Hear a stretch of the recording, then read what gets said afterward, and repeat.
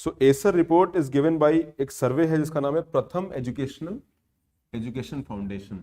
ये एक एनजीओ है and this NGO's objective is to cover the report. तो ये जो एसर रिपोर्ट है, this report is about 14 to 18 years. तो नॉर्मली क्या करते हैं, दिस इज अ बॉडी और ये सिंस 2005 से ये बॉडी जो है सर्वेज कर रही है and what they do, they go, ये स्कूल्स को आइडेंटिफाई करते हैं, they go, they meet children. Let's say इन्होंने आइडेंटिफाई कर लिया, फॉर एग्जांपल यहाँ पे जो एसर 23 है, इस स्टेटस, इसका नाम है annual status of education report. ASER का फुल फॉर्म है annual status of education report. मैंने का फुल फॉर्म नहीं लिखा है। तो annual status of education report में अगर आप देखोगे, so this involves 34,000 children age between 14 to 18 age, और ये इंडिया के 26 स्टेट के 28 डिस्ट्रिक्ट्स में कवर किया गया है। So naturally it is not the entire India पर से, but only a part of India. Bharat के कुछ पार्ट में इसको लिया गया है। और एसर रिपोर्ट का जो ऑब्जेक्टिव है to measure the learning outcome. Learning outcome का मतलब we should try to understand कि भी एजुकेशन जो हम लोग दे रहे हैं उसका आउटकम क्या आ रहा है। For example, if I am studying in class 5th, can I solve the question maths of class 5th? That is the outcome. एक होता है कि आपने डिग्री ले ली, second is you have actually learn something from the topics. तो foundational literacy पे focus करना है, foundational literacy which is developing the foundation, और उसका आउटकम भी हमको क्वांटिफाई करना है, हमको मेजर करना है। सो इस एसर रिपोर्ट के कुछ पॉजिटिव्स हैं and there are certain negatives. जो पॉजिटिव्स हैं, because I will discuss about the outcome, as per the positives are concern, तो सबसे जो पॉजिटिव्स हैं वो क्या है, इंक्रीज इन एनरोलमेंट। यानी इस एज ग्रुप में तो ये कितने हैं, 34,000 स्टूडेंट्स का इन 26 स्टेट्स, ठीक है, एंड 28 डिस्ट्रिक्ट। तो 28 डिस्ट्रिक्ट्स में इन्होंने सर्वे जाके किया है। नॉर्मली जो सर्वेज होते हैं वो गवर्नमेंट स्कूल्स के होते हैं, because this is about public education. तो ये गवर्नमेंट के प्राइमरी एजुकेशन में they will go and they will have a data set and that is how they calculate the data. तो इनका क्या कहना है, इनका कहना है that there is increase in the enrollment, increase in the enrollment, यानी मोर पीपल आर इनरोलिंग। इस एज ग्रुप में इनरोलमेंट बढ़ा है, that means that's good for the country, people are going to the school. And ये करीब 88% है, sorry 86.8% है, यानी 100 में से इस एज ग्रुप में if there are 100 children who are suppose to be studying, तो 87% people are going to the school. सबसे अच्छी बात यही है। एंड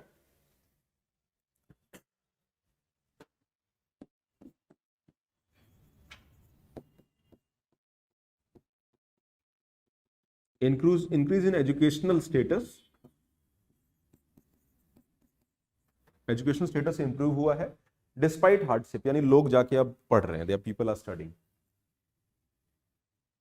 नाउ आपके हिसाब से क्या प्रॉब्लम है, what are the problems at, and forget about कि नोट्स में क्या लिखा है, बुक्स में क्या लिखा है, and think it from the perspective, how many of you have been to village? कितने लोग गांव में रहे हैं या गए हैं? ओके ओके, ऑनलाइन स्टूडेंट्स, कितने लोग गांव में रहे हैं? How many of you have been to village और हैव स्टेड इन विलेज? हाँ, right, Ram, okay, Suhel, right, Raj.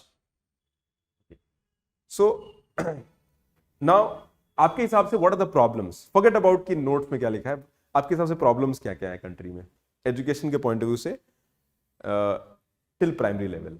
But ये तो रिपोर्ट सेकेंडरी लेवल का है, this is secondary level. But आपके हिसाब से क्या प्रॉब्लम्स आती हैं, what are the problems people are facing? Awareness नहीं है, okay, enrollment process is complicated, okay. Online students, tell me.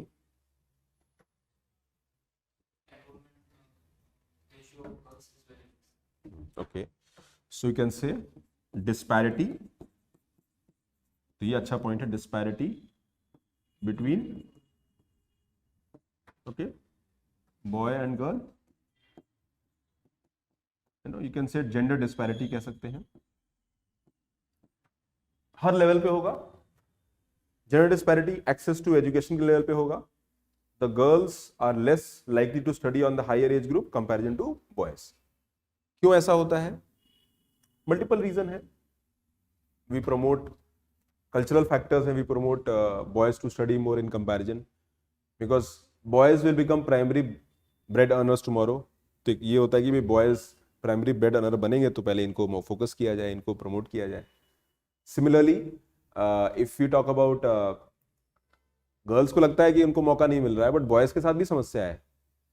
There is lot of pressure on boys to perform, ठीक है। तो other side of the story is also not easy. तो एक तो ये है disparity between the boy and girl in terms of हर चीज में, एक्सेस हो गया, ठीक है, एक्सेस टू एजुकेशन, फैसिलिटीज की,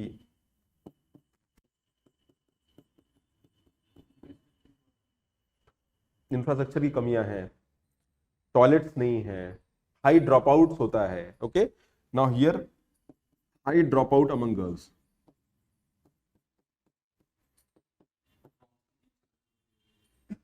प्रॉक्सी टीचर्स भी होते हैं। और बताइए, tell me what else, any other negatives? Online students, I need your participation. हाँ, और क्या नेगेटिव हो सकता है? अगर इस नोट्स की बात करते हैं फ्रॉम द एस्टर रिपोर्ट, तो if I talk about negatives, तो नेगेटिव्स का जो दूसरा प्रॉब्लम है वो ये है दैट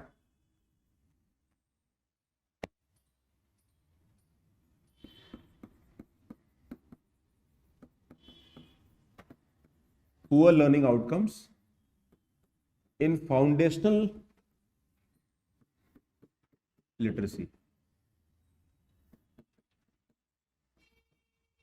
फाउंडेशनल लिटरेसी मतलब कि जो आपका फाउंडेशन है कमजोर है, आप बेसिक मैथमेटिक्स नहीं लगा पाते हो, बेसिक अरिथमेटिक नहीं लगा पाते हो।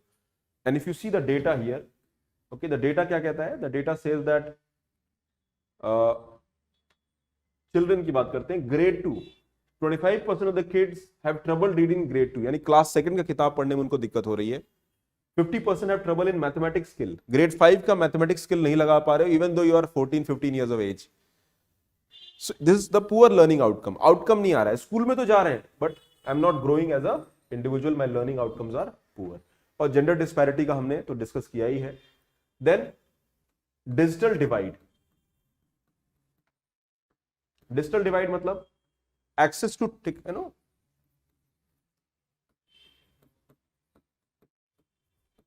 एक्सेस टेक्नोलॉजी इन एजुकेशन, ठीक है। So what we can see that these are the problems. अब if I talk about issues क्या है, why there is a, now there is one problem. अब हम लोग एक और इशू आता है that is lack of vocational skill.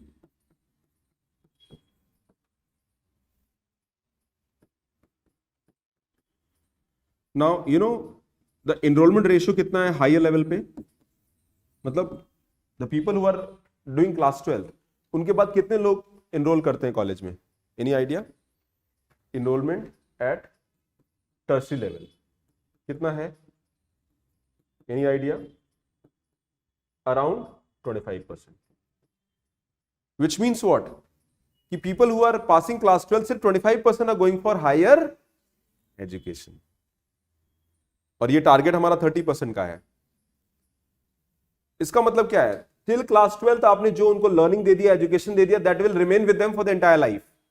आपने जो 12वीं तक पढ़ लिया, now we are privileged because we come from a family where we can take chance, but एक फैमिली है जहां एवरेज इनकम कम है, the child has to take, यानी बच्चे को बाहर कुछ काम करना पड़ेगा, 12th के बाद पढ़ना मुश्किल हो जाता है because you have to take that you know responsibility.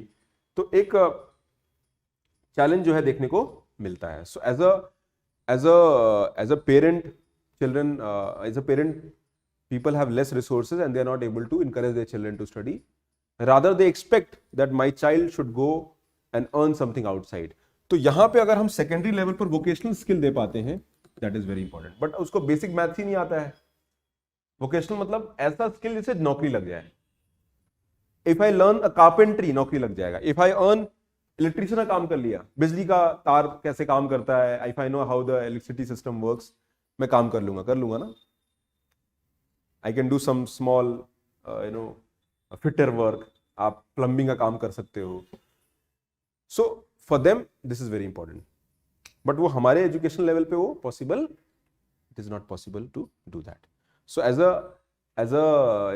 A individual who is trying to, अगर आप एज अ सिस्टम में जाते हो और आप ये कहते हो कि भाई हमको इंडिया को इंप्रूव करना है, तो you have to work on these areas. आपको लर्निंग आउटकम पे काम करना होगा, and we have to add this. New education policy जो है, न्यू एजुकेशन पॉलिसी जो हमारी है, राष्ट्रीय जो नई शिक्षा नीति है, उनका फोकस इसी पर है that we should add the vocational skill. But हमारे जो स्कूल्स हैं वो इक्विप्ड नहीं है, रिसोर्सेज नहीं है, ट्रेनर्स नहीं है, and that has to be added in time. आपने एग्रीकल्चर का कोई ट्रेनिंग प्रोवाइड कर दिया, आपको पता है कि फार्मिंग करना है। नाउ मेजॉरिटी पीपल आप in rural area and farming is the primary occupation. अगर आपको अच्छी जानकारी मिल जाए, अवेयरनेस हो जाए, so that you can diversify agriculture, you can take risk in that area. आप स्किल बेस करके आप you can move to the urban area, industrialization, industries में आप जाके काम कर सकते हो।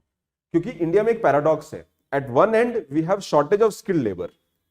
आप सोचिए ना, बड़ा इंटरेस्टिंग बात है, पैराडॉक्स है, एक अंतर विरोध है देश के अंदर कि हमारे यहाँ स्किल्ड लोगों की कमी है on one side, on the other side we are facing what, we are facing surplus people who want job. तो आप अगर स्किल भी राइट लोगों को मिलना शुरू हो गया, they will start finding job.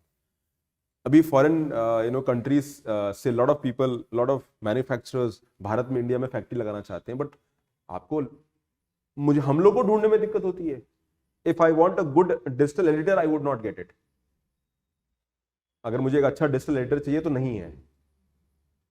If I want a good person who can handle good operations, वो नहीं है, because there are not enough jobs, there are not enough people train for the jobs. तो so these are the lacunas which have to be addressed. उसके अलावा और क्या issues हैं? Okay, limited resources. Limited resources मतलब जो आपके पास मान के चलिए इंफ्रास्ट्रक्चर की बात करते हैं, वहां भी रिसोर्सेज लिमिटेड हैं। Okay, infrastructural gaps.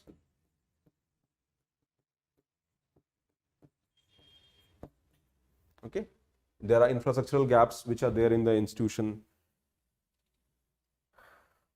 अब इसमें कुछ गवर्नमेंट की स्कीम्स हैं, and I want you to learn these schemes and add them.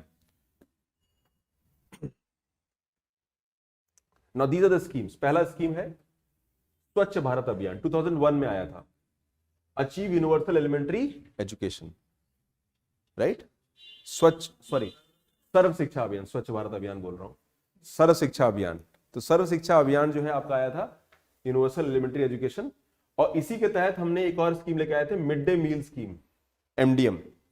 Mid day meal scheme is to give food to children and focus on nutritional security. तो अब हमने government का scheme है mid day meals programme, PM Poshan, okay, dietary requirement of school. तो PM Poshan में हम बच्चों को मिड डे मील देते हैं। इसके दो ऑब्जेक्टिव हैं, to assure that learning outcome के साथ न्यूट्रिशन आउटकम भी आ जाए, न्यूट्रिशनल सिक्योरिटी हो जाए, बिकॉज मेजॉरिटी पीपल जो गांव में पढ़ते हैं, बच्चे पढ़ते हैं, उनको न्यूट्रिशन का इशू है। निपुण भारत फोकस करेगा fundamental literacy and numeracy skill, basic math सिखाना, बेसिक इंग्लिश सिखाना, बेसिक जो भी आप भाषा सीख रहे हो उसको सिखाना। I need to know basic mathematics, arithmetic आना चाहिए, बेसिक डिवीजन आना चाहिए, बेसिक मल्टीप्लिकेशन आना चाहिए, right? Swayam portal will provide online, ये ऑनलाइन में फोकस करेगा कि आपको ऑनलाइन एक्सेस देंगे। Then we have schemes like Beti Bachao Beti Padhao, right? So you just need to remember these schemes. ये स्कीम्स आप बाद में आगे भी कई बार पढ़ेंगे। सो दीज आर, बेटी बचाओ बेटी पढ़ाओ में हम क्या करेंगे? We are going to promote girls education, empower them eventually, और उसके साथ साथ गवर्नमेंट के सब स्कीम्स भी हैं। तो these are the scheme is mainly looking at to address the gender disparity. हमारा जो लिटरेसी रेशियो है भारत में इस वक्त, because we don't have the real data, last survey 2011 में हुआ था, but as per various data it is more than 80%। बट आज भी 20% लोग को एजुकेशन नहीं मिला है, लिटरेसी नहीं मिला है, साक्षरता दर कम है। ऑन द कॉन्ट्री वुमेन का जो है वो इशू और भी ज्यादा है। तो we have to address all those areas. अब इनके what is a way forward, ASER क्या कहता है?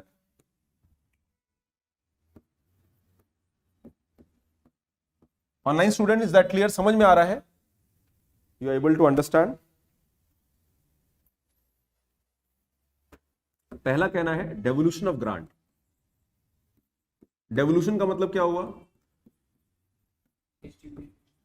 ऊपर से नीचे देना। If I am giving, central government state government को पैसा दे रहा है, उसको बोलेंगे डिवॉल्विंग या डेवोल्यूशन। तो ग्रांट का पैसा जो है, devolution of grant for specific purpose. ठीक है, पहला तो ये है, क्या है? एजुकेशन के लिए। और ये किसको मिलना चाहिए? To local body.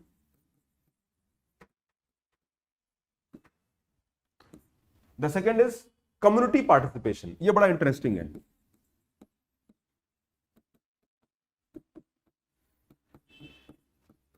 Now let's talk about the problems at rural level. अगर लर्निंग आउटकम कैसे इंप्रूव होगा? टीचर अगर हैं तो पढ़ा नहीं रहे हैं, टीचर अगर हैं तो इंफ्रास्ट्रक्चर नहीं है, सब कुछ है तो लर्निंग आउटकम नहीं आ रहा है।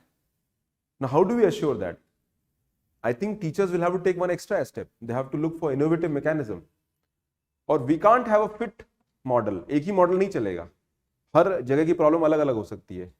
तो here the objective would be that किसी भी तरीके से हम क्या करें, हम कम्युनिटी को भी इन्वॉल्व करें। कम्युनिटी का involvement for this will bring more accountability.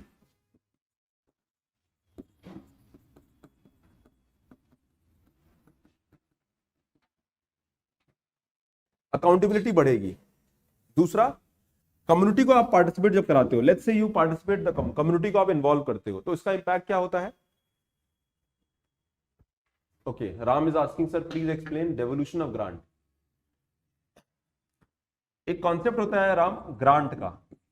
Grant is given from central government to state government.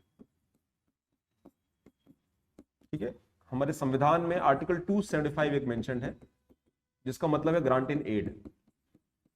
तो सेंट्रल गवर्नमेंट स्टेट गवर्नमेंट को ग्रांट देती है फॉर मल्टीपल पर्पस। एक हो सकता है डिजास्टर के लिए, किसी स्पेसिफिक प्रोग्राम के लिए। तो यहां पर वो ग्रांट एजुकेशन के लिए मिलना चाहिए। अब क्यों मिलना चाहिए, ये भी सवाल है। Because state does not have resources. State government के पास लिमिटेड संसाधन होते हैं, पैसा नहीं होता है, and that is why the central government should give grant. तो वो ग्रांट जो होता है वो एक फॉर्मूला तय होता है कि भी ग्रांट मिलना चाहिए, और वो फॉर्मूला जो है फाइनेंस कमीशन जो है तय करता है। And central government state government को देगा कि नहीं देगा वो अलग मुद्दा है, बट रिकमेंडेशन वो देते हैं। तो here we should give grant. तो एक ऐसा ग्रांट हो जो एजुकेशन के लिए हो। भाई हम ऊपर से पैसा सिर्फ एजुकेशन के लिए दे रहे हैं, this money will be spend for improving the learning outcome. जैसे निपुण भारत है, तो निपुण भारत फोकस कर रहा है कि 200 घंटा हम पढ़ाएंगे बच्चों को on focusing on literacy, foundational literacy, learning outcome पे। मैथ्स, बेसिक मैथ्स हो गया, या बेसिक जो आपका जैसे हिंदी हो गया, इंग्लिश हो गया, वो सिखाएंगे। आपको लिखना ही नहीं, मात्रा ही नहीं आता है, आपको अरिथमेटिक का बेसिक्स एबीसी नहीं आता है, तो 200 घंटा अलग से फोकस करेंगे on that area. Maybe will identify people who are children who are poor. अब जैसे एक ही क्लास है, अब प्राइमरी स्कूल में क्या होता है कि सबको बैठा दिया, हाँ तुम class second, class third, class fourth, class fifth, okay. तो हमने भी टेबल लगा के बैठ गए, चलो तुम अपना करो, तुम अपना करो, तुम अपना करो। बेचारे बच्चे क्या करेंगे? And tell me, is it possible for me as a teacher to teach everybody? Second वालों को भी पढ़ाऊं, थर्ड वालों को भी, फोर्थ और फिफ्थ वालों को, सबको एक साथ क्या पढ़ाऊं? लेट्स से मैंने टॉपिक स्टार्ट किया सेकंड वालों का, थर्ड वाला कहेगा सर हम तो पढ़ चुके हैं। तो it is very difficult, resources are limited. तो उसमें फिर हमको कुछ तरीका निकालना होगा। कई बार टीचर की भी कोई गलती नहीं है, एक ही टीचर है स्कूल में। 46% of Indian school has one teacher. ठीक है, तो हमको कुछ, we have to find ways in which things will improve. इसके अलावा और क्या कर सकते हैं?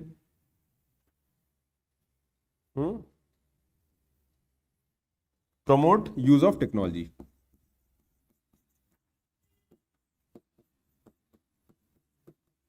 अच्छा, कम्युनिटी पार्टिसिपेशन में मेनली क्या है कि कम्युनिटी को इन्वॉल्व करेंगे, जैसे हम ग्राम पंचायत को इन्वॉल्व कर लेंगे, तो वो लोग नजर रखेंगे सिर्फ, दे might give feedback.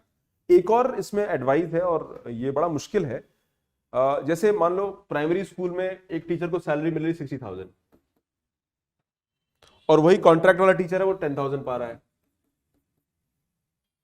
And government is not able to meet that.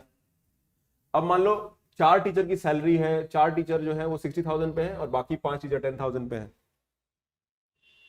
तो लेट्स से 4 टीचर हैं 60,000 पे, 60 इंटू 4 इज 2.4 लाख, और 10,000 पे 5 टीचर हैं तो 50,000 हो गया।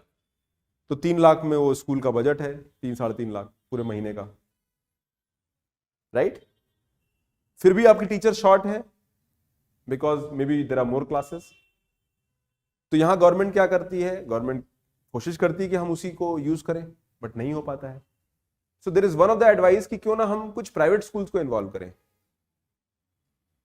और प्राइवेट स्कूल्स के through let's create a mechanism जहां टीचर कम है या टीचर का वेयर इंफ्रास्ट्रक्चर इज लिमिटेड, तो आप इंस्टेड ऑफ गिविंग 10,000 आप 25,000 दो, और इसमें एक प्राइवेट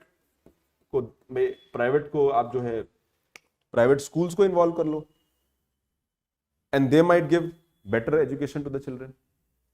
अब ये एक इनोवेशन है, पीपल विल स्टार्ट क्वेश्चनिंग कि अरे जॉब नहीं मिलेगा, ये नहीं होगा, वो नहीं होगा, बट द रियलिटी इज कि जो अल्टीमेट काम है, education program is not a program for employment generation, it is a program for learning. अगर सरकार एजुकेशन अपने एजुकेशन डिपार्टमेंट को as a employment generation scheme देखती है तो वो तरीका गलत है। आप एम्प्लॉयमेंट देना है तो मनरेगा में दीजिए, कहीं और दीजिए। आप यहां now you are giving high salary to one teacher, उसमें कुछ बुराई नहीं है। आप हाई सैलरी इसलिए दे रहे हो बिकॉज गवर्नमेंट जॉब में आपने मिनिमम वेज सेट कर रखा है, तो आप परमानेंट जॉब मत दीजिए, but give better salaries to people. आप उसी कॉस्ट में आप 5 टीचर और रख सकते हो, relatively they will do good, relatively, and learning outcome आपका इंप्रूव हो जाएगा। अकाउंटेबिलिटी पुट करिए इंस्टेड। अब तो अगर आप अच्छी टीचर को, या तो फिर आपका पैसा इतना हो कि आप 60,500 वाले टीचर रखिए, बट वो संभव नहीं है because state has limited resources. If I talk about state like Bihar, UP, पैसा संसाधन सीमित है बेटा।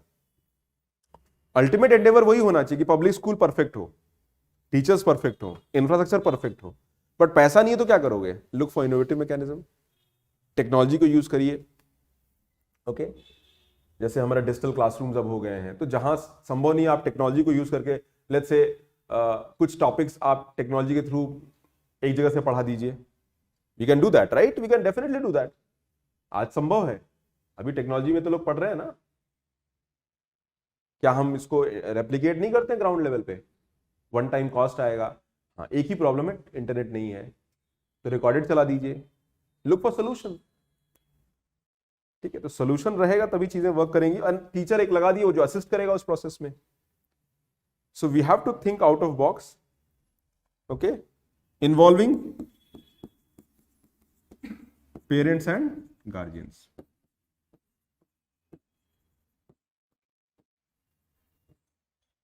ठीक है, इनको इन्वॉल्व करिए। पब्लिक लाइब्रेरी,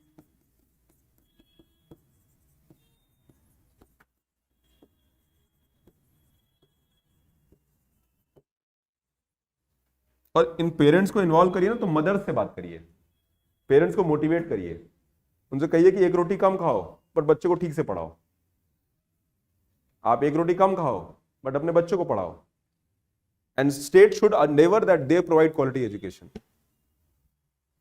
अब एजुकेशन अगर फ्री है तो स्टेट की रिस्पॉन्सिबिलिटी है, but what if parent is engaging their child for child labour? चलो भाई, हार्वेस्टिंग सीजन आ गया है, अभी तुम लोग कल 10 दिन तुम स्कूल नहीं जाओगे, मेरे साथ खेत में आ जाना। Now it makes sense. I am as a farmer, मेरे पास I don't have money for a labor, मेरे पास लेबर के लिए पैसा नहीं है, तो हम कहते हैं चलो भाई तुम ही 10 दिन, अरे 10 दिन स्कूल नहीं जाओगे तो क्या होगा? पता चला वो 10 दिन में उसका मोटिवेशन ही खत्म हो गया स्कूल पढ़ाई का। कहेगा 11 दिन कहेगा हम खुद ही नहीं जाएंगे, आप ही के साथ रहेंगे। It should be opposite. अब उसमें आप क्या कर सकते हो? What you can do as a parent? मतलब एज अ, मान लो आप डिस्ट्रिक्ट मजिस्ट्रेट हो और आपने देखा कि एक खेत में जो है बच्चे काम कर रहे हैं, और जो करा रहे हैं वो पेरेंट ही हैं, तो आप क्या करोगे? कुछ कर सकते हो? You can just motivate them. ये थोड़ी कर चलो तुमको जेल में लेके चलते हैं। वो बच्चों को, अगर उनको पेरेंट को जेल में लगो तो बच्चे फिर तो और मुश्किल हो जाएगा। How will they survive? The only way is to create a mechanism where, इसीलिए गवर्नमेंट कोशिश करेगी भाई आप जॉब्स क्रिएट करिए, ग्राउंड पे अपॉर्चुनिटीज दीजिए। जैसे मनरेगा, जब जहां अच्छे से काम होता है वहां पर इनरोलमेंट रेशियो बढ़ जाता है। व्हाई? बिकॉज बच्चे जो है वो, पीपल का एवरेज इनकम बढ़ जाता है and students will go to the school more. तो हमें प्रॉब्लम कहीं और है, सोल्यूशन का कहीं और निकलेगा। So that is how, but idea is that in this today technology based solutions हमें निकालने चाहिए।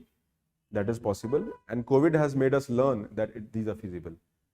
एक और है, जैसे आजकल आपने देखा होगा टैब प्रोग्राम चल रहा है, गवर्नमेंट टैब बांट रही है, तो उसमें कोई बुराई नहीं है। The only thing is that should be utilize. वो टैब जो है यूट्यूब शॉर्ट देखने के लिए नहीं यूज होना चाहिए। It will utilize for learning. अभी हमारे घर में बच्चे यूट्यूब शॉर्ट देखें, अभी टैब जो है मोबाइल अपना यूट्यूब शॉर्ट्स में स्पेंड करते हो। कितने लोग यूट्यूब शॉर्ट्स और इंस्टाग्राम पे आधा घंटा स्पेंड करते हैं? हाँ, शॉर्ट देख। अच्छा, हाउ मेनी ऑफ यू? हाँ, ऑनलाइन स्टूडेंट्स कितने लोग ऑनलाइन जो है? चलिए ठीक है, आपका चॉइस है, आपका लाइफ है। लेट्स सी सम क्वेश्चन देखते हैं।